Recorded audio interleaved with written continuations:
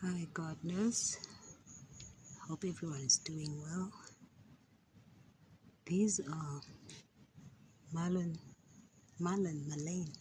seedlings that I germinated from seed. It's so amazing that when this plant grows, it's so big. And if you look at the seeds, they are so tiny. I hope I don't drop them. You see? Let's just do this. These are the mullein seeds. These are so tiny.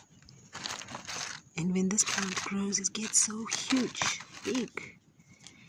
And then, okay, you get all your seeds from inside here. When these open up, I just crack this one open. Here you get your seeds. I mean, these are hundreds and hundreds of seeds just in this round ball. And then over here, we've got tobacco. Also with tobacco, it's such a tiny seed. These are the tobacco seeds. So these, I'm looking and watching them. I'm watching them like a hawk. Here we are, it's starting to rain.